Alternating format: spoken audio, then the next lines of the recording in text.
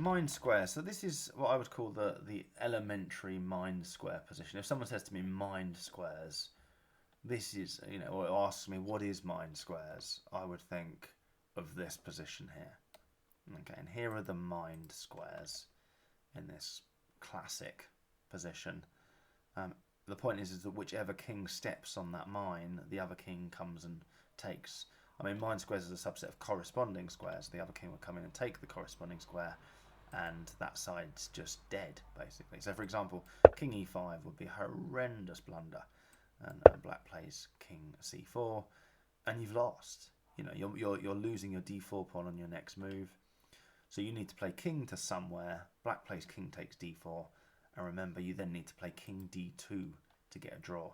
Well, good luck finding a square on the chessboard that will take you from e5 to d2 in 2 moves. Avoiding all the squares here that are covered by black's king. So obviously this is just lost.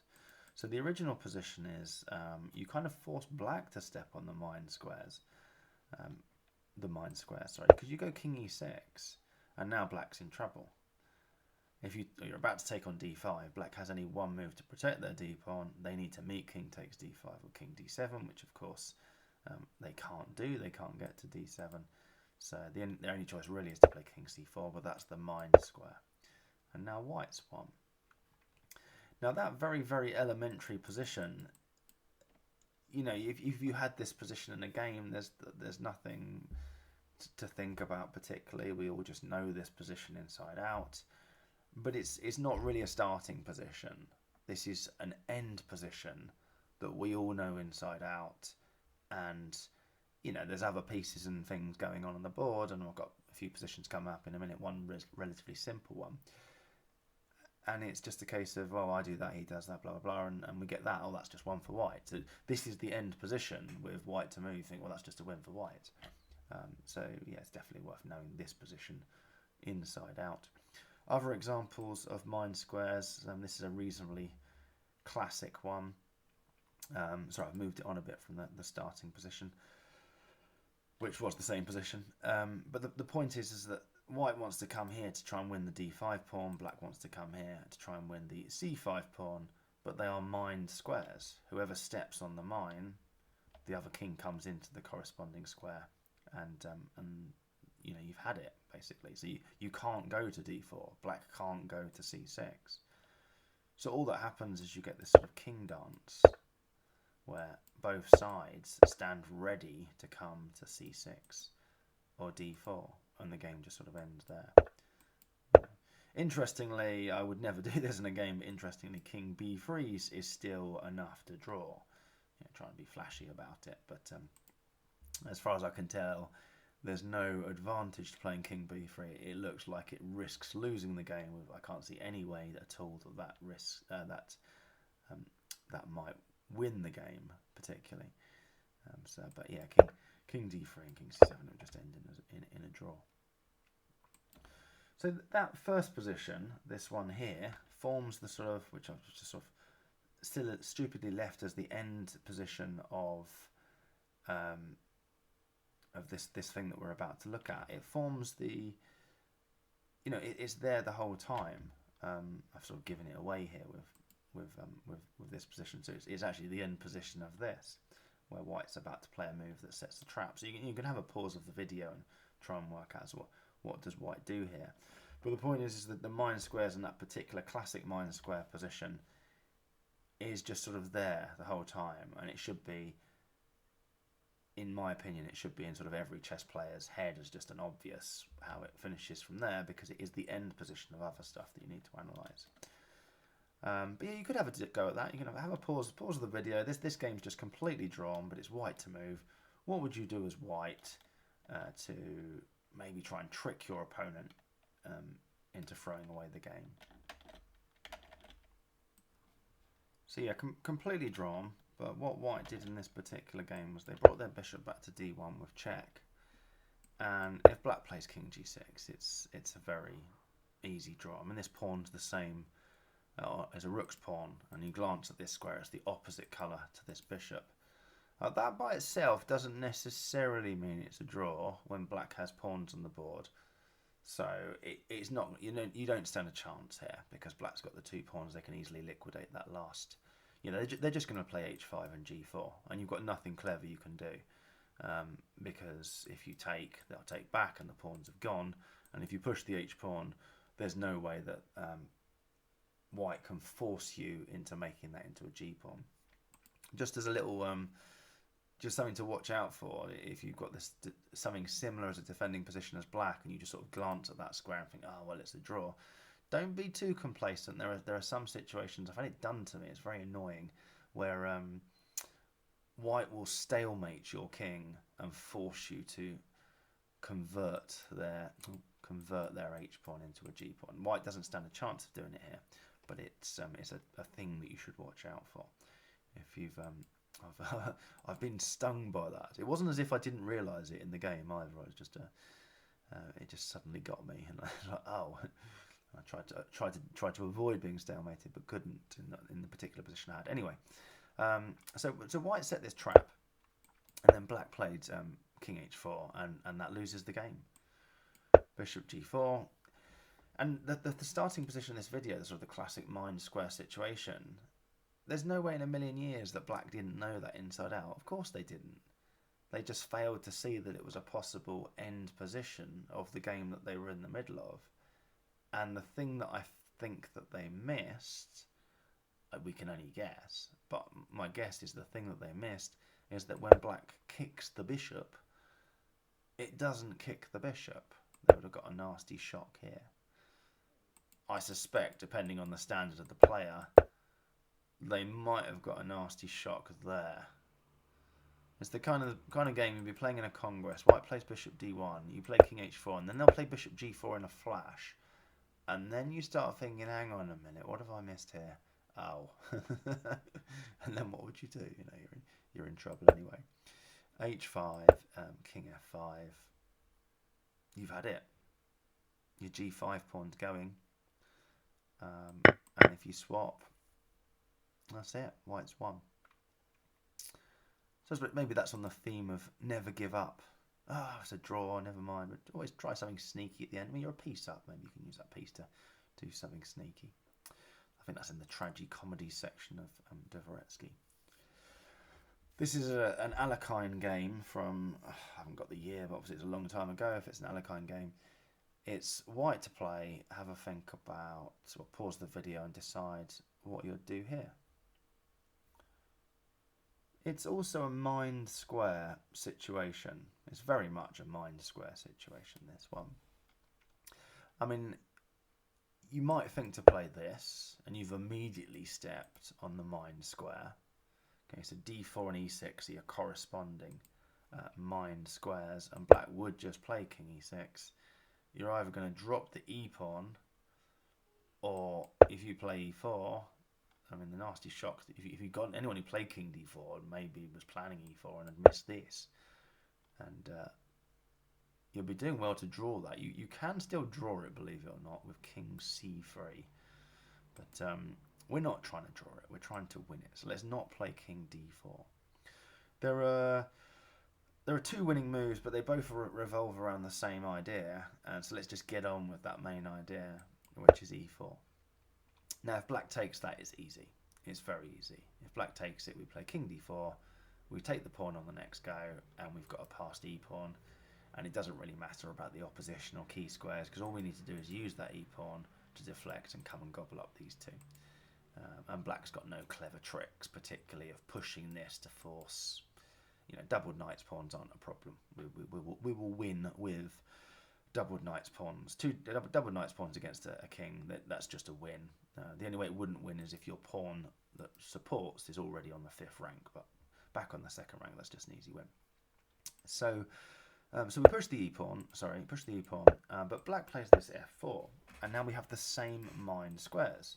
King d4, king e6, we've just transposed into the position where we've messed it up. Now you've got two winning moves here as well, but the one that makes the most sense in terms of there's no reason to play the second winning move. But you'll see that it's winning as well in a minute anyway. But what we want to do is we want to just stand ready to jump to that mind square d4. So So don't step on the mine, but we want to play king d3, so that when black steps on the mine, we can step on the corresponding square, which is d4. So black's not going to go to e6. Black's going to play king f7. And now you're like, well, how do you make progress from here? Well, king e2 is the way that you want to do it. And now you're going to lose this e pawn, basically.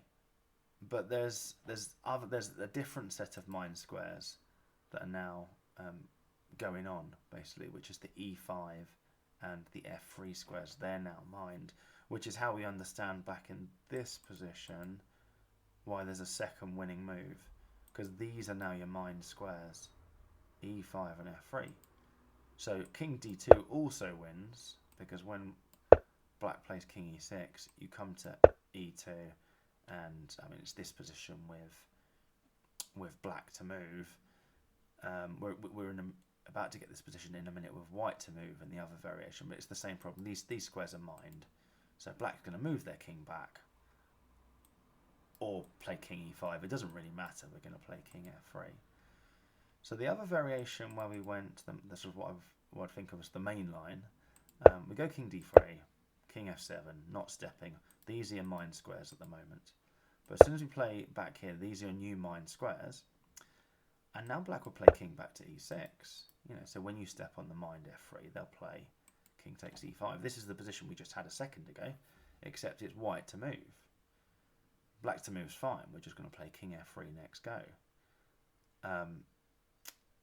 But it's white to move, and we definitely don't want to play king f3 on our next go, because that is mined. So the brilliance of this is king f2, and we're really in the same position as before, because if black moves their king back, we come to f3 and pick up the f4 pawn. If black takes on e5, that is the mined e5 square. So yeah, I mean Alekhine just played all this effortlessly and won the game. You could just quickly check what happens if the king goes back. There's not really a lot to check. Black might think they're being clever. It's not really a mined square anymore. We could even come back to f3 and try and get the opposition with king e3, but it just to show you, it just doesn't matter. The opposition's irrelevant. King to d3. This pawn is going to be used as a it's going to go on a kamikaze mission in a minute. So we'll just go king and pawn versus king up the board. This pawn's going to go, but we're going to use it to round up those two pawns. The only trick that black might have up their sleeve is to double us into knight's pawns. Again, we do need to take it. We don't want to let black just give us a single rook's pawn and get their king to the crucial square c8, which they'll probably be able to do. But doubled knight's pawns is a win. Or if black wants, gives us two connected pass pawns again. So it's up to black how they lose that position, but it is lost. So I really like that one.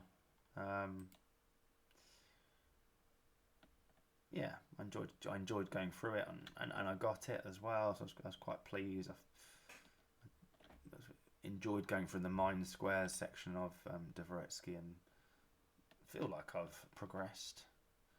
We'll see when I end up in an end game with mined squares. Right, black to play. This is from a game, kind of. It's from a game from Moscow from 1953, but actually it's been slightly adapted by Dvoretsky into an endgame study. So it's sort of similar-ish. I'm not sure how it was adapted, but similar-ish to something that might occur in practice. Black to play. Would you do it? Is the fairly obvious question.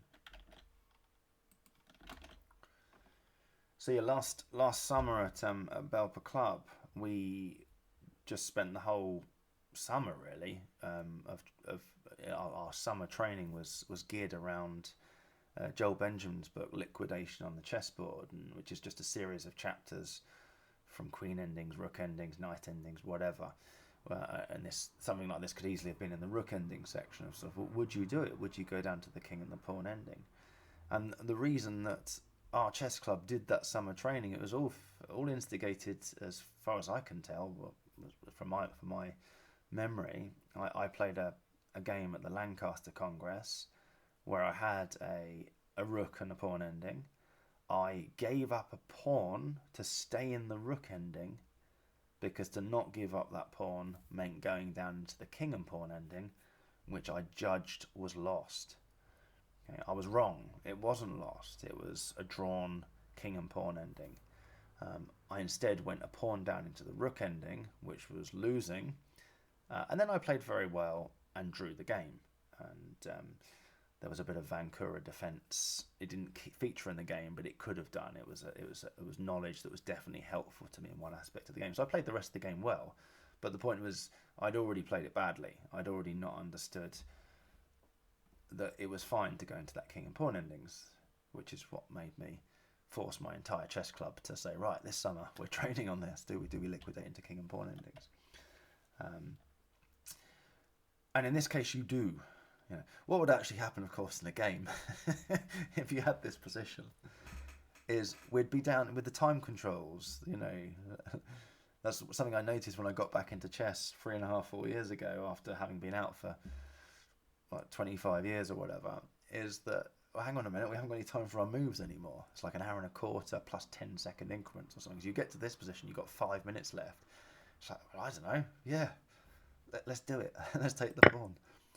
But I suppose in a longer time control, you might have time to analyse this. The thing you needed to look at, I mean, it's all very well just taking the pawn, white's king comes into the middle, we come and meet it, and think there's nothing to analyse here. The thing you had to think about was this. That's white's winning try, f4.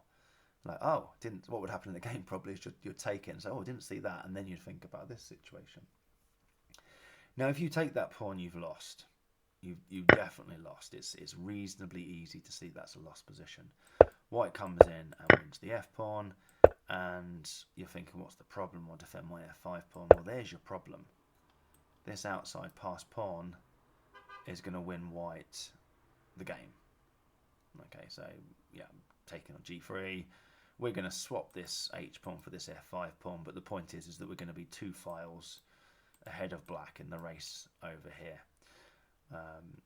And even pushing this a-pawn isn't really going to help, because we're going to be able to take it and stop black getting in. We're going to sort of just, you know, the king's easily going to, let's say it gets to here or something, and they push the a-pawn. We can just take it and then shoulder the black king away from stopping our rook's pawn. So it's clearly won that particular position. But black doesn't have to take. Black shouldn't take. Black should play g4 again. What's the problem? You know, we're getting a blockade over here. Well, this is something that you can see anyway in lots of other king and pawn positions. You know, I could leaf through Dvoretsky, one of the other chapters. It's not going to take me long to find in the tragi-comedy section of some other chapter the point where one side thought they were being clever, creating their own outside pass pawn. You know, I'm sure that's probably still drawn because black's king's too far away. But let's say we swap the pawns. Now black thinks they're being clever, creating their own outside pass pawn, but failed to spot this pawn square idea. This is your classic pawn square. Watch out for that, by the way. Just generally, it's always a good idea. If you think you're being clever creating an outside pass pawn, just check how far away your king is and whether the pawn square challenge suddenly has got you in a mess and you just blundered half a point or a full point away. That's definitely something that's on my radar that never used to be. So, which I hope is progress.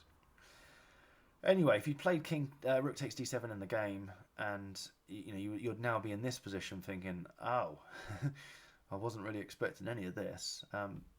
Maybe you've still got some time left on the clock to analyse that. You've got two reasonably, I'd say there are two candidate moves here, two obvious, sensible things that you would try. I think everything else is clearly a load of nonsense. But one of those two candidate moves loses, and the other one draws. So you could, if you wanted to, pause the video again and decide which one you'll go for. And if you went for this one, bad luck. You just lost the game. I would say it's reasonably calculable, whatever the word is. I don't think there's that much going on in this position. It really is just a case of counting out the moves in what's going to be now the elementary mind square position. there's not much to think about here as black.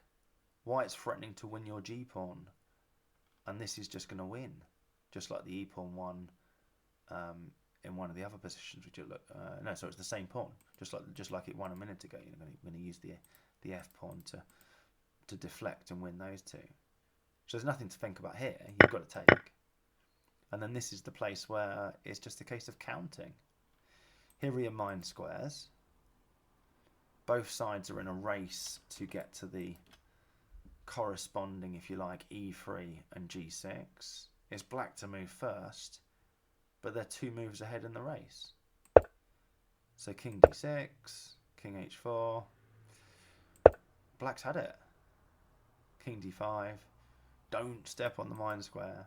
So that would be a ridiculous thing to, after all that hard work and playing F4 and then finding the pawn square. Could you imagine someone being relatively then stupid enough to play king G5?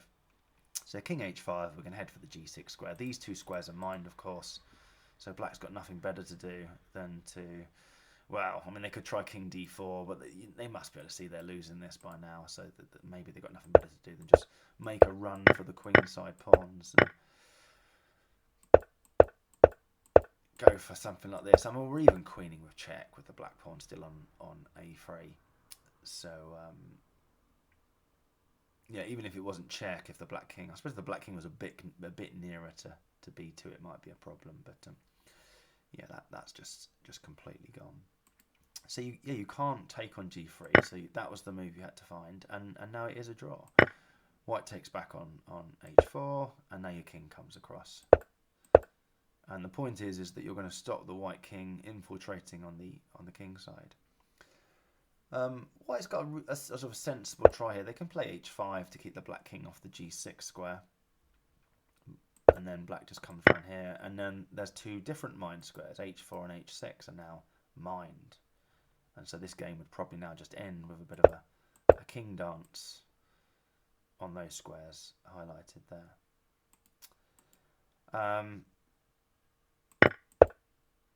I mean, there's not really much else to check, to be honest, on that one. That would just end with that king dance. The only other thing you might think to do, is, as we just start that little dance, is white might think they can come round this way and win it that way. But they're just not even close to being on time. King F3, king H6, and you can still draw that by you just got to stop the black king coming into H4 basically. So king G3 would still draw. I think king back here would still draw. Even king F2 still draws because you can meet king takes H5, king G3. But this would be a losing move because all of a sudden king D4 and it's there again. King G4 would be an outrageous blunder. King H4 wins the game. Black wins. So that was a pretty cool position, that one there. So all hinged around, do I take on D7? And there were just the mine square concept was just all over the place there. So that was, yeah, I sort of enjoyed that one. Right, next one. This is from a game from 1992. Yusupov is white in this game, 1992. And Dvoretsky actually has this in a different section of his book. It's not in the mine squares section. And that's probably because the mine squares part of it isn't the most important part of it. Which the most important part of it is there's an opposition theme going on. Black's winning this position. Rook A3. I mean, I'm just cheating and looking at the engine. But Rook A3 and Rook B3. The engine's got that as -7.5. But in the game, Black decided to play Rook F5, which completely throws away the win. And Yusupov drew it with expert precision. I mean, he was the 3rd best player in the world at one point, wasn't he? Anyway, king E4.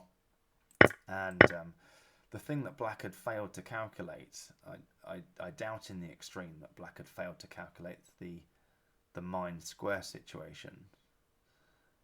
But well, maybe in a way they had failed to calculate that. It's all about the opposition here. So Black has no way to make progress here because White has the opposition. except for this f5 check move, which was played in the game, and white takes, and it kind of just at first sight looks won for black. But the key is that, you know, white keeps the opposition, but then black plays this g5 move. The key is that the opposition on the f file is meaningless. And you're like, why is the opposition on the f file meaningless? So Yusupov played this king f3 move, and I don't know whether it was here that his opponent realised, or maybe a bit earlier, maybe as soon as I mean, when I blunder, I often see what's wrong with my move as soon as I've played it. I just hope my opponent hasn't seen it. You know, and at the level these guys play at, that rook f5 was a blunder. But we, you know, maybe at our level, we see this blunder now, because the point is that, and this is why I've included it in the mind square section, is after king f5, and this is a classic way to defend. There's all sorts of endgame positions I've seen where the mind squares concept comes in here. So you've got to see this g4 check move. Takes, mind squares, and black's already stepped on the mine, and that's a clear draw. So watch out for that little drawing trick. So Yusupov plays king f3, and the key is like, yeah, back here, black's got the, you know, if they played king e3, that would lose. Black's got the opposition. Black. The problem is that he's wrestled the opposition off black with that move, because they can't maintain it. I mean, they can maintain it on f7, but you just don't step off the f file. Let black keep the opposition on the f file, because it's meaningless. It's ultimately meaningless because they can't progress. As soon as black steps onto the e file, white then takes the opposition. That's the point. So in the game, we saw king f3. Black then has obviously realised that king f5 is an immediate draw, so they tried to keep the opposition on the f file, but it's just meaningless. Yusupov just plays king f2 and say, you can have the opposition against me on the f file all day, because the only way you're going to make progress with the opposition on the f file is this place here, and that's when I'm playing g4, which we know is a draw. So his opponent sort of gave up and tried to do something else, but as soon as he steps onto the e file, the opposition's back with white. King d6, king d2, and black's other try here is, of course, that, you know, to run over this way, and you think, aha, I've got the opposition. Is like, oh, aha, you just stepped outside the square of that pawn, you clown. So yeah, that's black's other try. So king c5, but you just come in here to e3, and they agree to draw there. Pretty sure my opponents, if I was playing in the Coventry Congress, when I was playing someone of a similar strength to me, there's no way they would let me agree a draw there. They would probably play on until I messed it up, probably. But it is a draw, and I think I'm confident enough that I could maintain the opposition while staying in the square there. Don't know, famous last words, I suppose. So yeah, that was quite good. It was really more about the opposition, but the mind square concept came in here, in that as soon as black plays king f5, I mean, you could say f5 was already a mind square, but there you can see the mind squares going on. Right, one final position, which is from Taimanov Botvinnik, 1967. It's black to play. Black's doing quite well in this position, but there's one fairly obvious question that needs answering. So if you were black, would you do it? You know,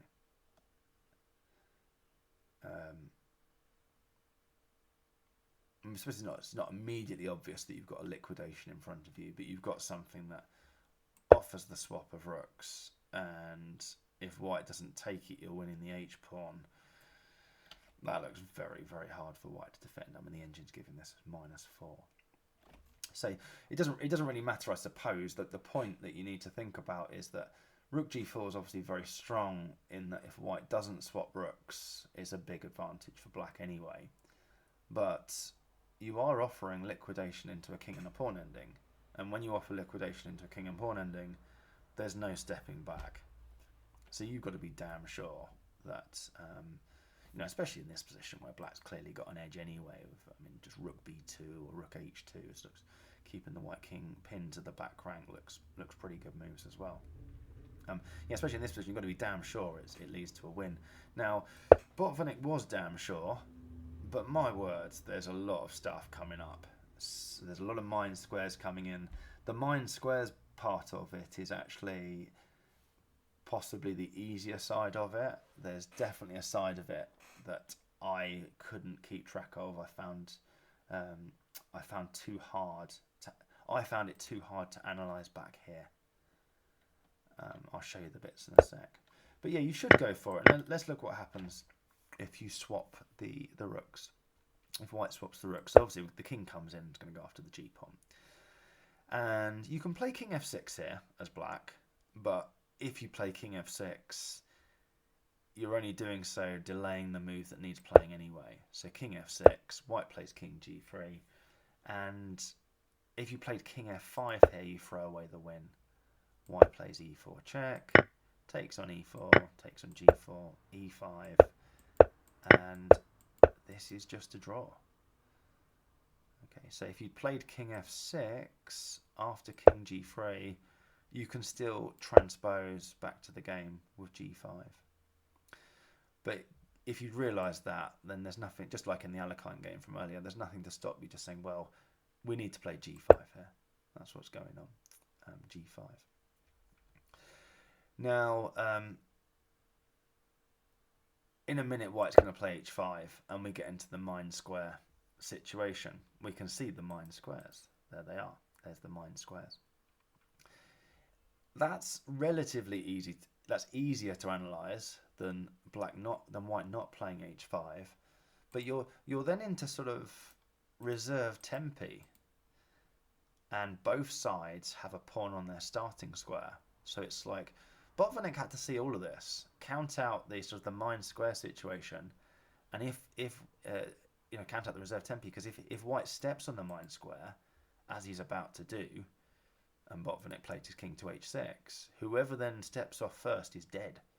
So Botvinnik pretty much had to analyse through to the end that he was going to win the battle of the reserve tempi, and it wasn't even finished there, because the winning of the reserve tempi, well, you'll see in a second, white can step off the mine into a pawn race. So Botvinnik had to see that as well. But away from all of that, and I was quite pleased that I did see all of that, including all the way to what you're going to see as a king and a queen skewer at the end. And I saw all of that. What I personally found hard to analyse was if white doesn't go into the mine square situation and just plays king g3. So on king g3 we'd see king g6. I mean, the engine's got this as -34. But wow, good luck sort of analysing it all to the end from here. King takes g4, takes. It's like, oh yeah, and this is checkmate in 30. Obviously. Can you not see? This is checkmate in 30. I'm like, well, I can see that we're going to do that. But then again, you've got to calculate reserve tempi. A good rule of thumb, by the way, well, that I've found, sort of again, I mean, Steinitz's rule is that when you're trying to battle for reserve tempi, is don't move pawns on their starting squares. And I don't know if anyone else has got a rule for it, but I've got a rule for it, which is that's like your opponent's trump. So take it away from them. So just start forcing them to make a decision, basically, about that, or you're going to get rid of their choice to play A3 or A4. So white comes in here, and we just keep marching the A pawn in. Just to show you how tough this is, Dvoretsky now says king F3 is a win for black. It's not. It's not a win for black. I mean, check it if you want. It's not a win for black. But A3 is a win for black. So white will come back to E2. And even this is a position in its own right. There's only one winning move here. Can you find it? Pause the video and try and find it if you want to. I mean, if it was set as a puzzle, you'd sort of find the winning move, because your two choices are E6 and E5, and you're just like, well, this has been set, hasn't it? So the E6 is the winning move. One day you'll get double bluffed in one of those, and e5 is actually the winning move. But e6 is the winning move, and when the white king steps aside, then we come in, and the point is after king d3 we see e5. Even here it's not obviously finished, because we're going to be winning the pawn, we're going to be winning white's e-pawn, but then we're going to go and snatch on a2, and even here you have to count out, well, are you going to get trapped in the corner? Like Barr's rule comes into play here. Although I think Barr's rule is if this pawn's further back than the fourth rank, it's just a win. I think that is the rule, but that relies on. Does that rely on anything? I don't know, but I still had to think about it. So white might play e4, and that's it. The e-pawn's gone, and you're going to have to move your e-pawn at least once, aren't you? Because white's got the opposition. But as soon as that's done, I think king c2 you'd play e3, and you'd win that without these pawns on the board anyway. So king e2, the more sensible move, and then just got to count out. Have I got time to 1, 2, 3, 4, 1, 2, 3. Nope, can't go to c2. So you were just in time to win the game there. So there's all that going on. When Botvinnik played rook g4, the guy was world champion, and this is a pretty important match against Taimanov. Pretty sure he didn't just play rook g4 and not analyse all of that. But as an aside, that was like a sideline. You've then got to analyse h5, which he did. Well, you'd hope. I mean, maybe he didn't. Maybe he just sort of went for it and thought, yeah, let's see what happens. Just kind of. With king and pawn endings, I mean, obviously the top players have got fantastic intuition, and they know that in this particular position, it's the F file that's more important than something else going on in the game. Their intuition's amazing, but it doesn't matter how good their intuition is. When it comes down to king and pawn endings, there's no feel to it. You can't just feel your way through a king and pawn ending. It's precise calculation. It comes down to. It comes down to this position here. Botvinnik plays king h7, Taimanov took. That's it. Both sides have already stepped on the mine square. The first side to step off the mine is in a bad way. So Botvinnik had to calculate at that point. It's black to move. He knew what he was playing next. It's white to move here. But you see, in this position, he's worked out white to move. It's white that's going to run out of the reserve tempi first. I suppose you could kind of see that actually from the symmetry of the situation, thinking about it. Maybe. It's still a bit of a headache to calculate though, isn't it, when both sides have got a 1 or 2 option, which is what's going on there. And even when the pawns ended up locked and it was Taimanov who had to step off the mine, we ended up in a pawn race, as you're about to see. So Taimanov pushes the e-pawn, which I think is a good idea. Just, this is black's 1 or 2 choice, their trump, and this is white's 1 or 2 choice, their trump. So Botvinnik pushes the a-pawn. And then we see a4. There you go, forced to do something. Realising, I suppose playing a4 at this stage forces now black to play e5. So Taimanov must have realised at this point, or at the very latest, he realised at this point that the only way he can force black's pawn to e5 is by playing a4 here. Because if he plays like a3, we'd see a4, and now that's just trivially won. Okay, so back in this position, he was like, well, let's at least make Botvinnik work a bit harder. So you play a4, that forces e5 if black wants to be the one that doesn't have to step off the mine square. Because, I mean, if this happens, then black's definitely dead. We can see that. But it's not even clear at this stage that white is dead, but it's not even clear at this stage that white is dead. But it just shows you how hard these positions are, because this is one of the 3 or 4 critical positions that Botvinnik had to have in his mind here when he played rook g4. Like rook b2 is a good move, rook h2 is a good move. How many of us, as sort of just club players, would just think that's just too hard to analyse all of that. I'm not sure. What I don't want to do is go into a king. I've got a good position here. Rook b2, rook h2. Black's doing well. How many of us would just think, sod it, it's just too hard to analyse? And I'm sort of just, in a way, you're taking the skill out of it a little bit. You're making your opponent have to work less hard for where they're going to get to next, because it's just sort of the king and pawn endings to a certain extent just sort of happen a bit by themselves. There, you've definitely lost a large element of control, and he had to see all of that when he played rook g4, went for the swap of rooks. He had to see all the way to this bit, count out the reserve tempi, and then still at this point work out who wins this pawn race. All the way through to queening at the same time, and you pick up white's queen on e8. I don't know. I mean, I'll leave you to decide what you think the theme of that position should be. Dvoretsky put it in the mind squares section of his book. It had mind squares featuring very strongly. But it wasn't like the Alekhine game where the squares stayed mined and the players, Alekhine sort of shuffled his king around. It's like Taimanov just stepped on the mine and straight away. And so they're both just stood there with their kings on the g4 and h6 mines and working out into the battle of the reserve tempi. All of that going on, by the way, whilst we also had all this stuff to calculate. And this is ended up in. Let's see if I can find it. This has ended up in this book. It's a brilliant book, incredibly hard book, but the variation on this has ended up with, as far as I can tell, a mistake in it here,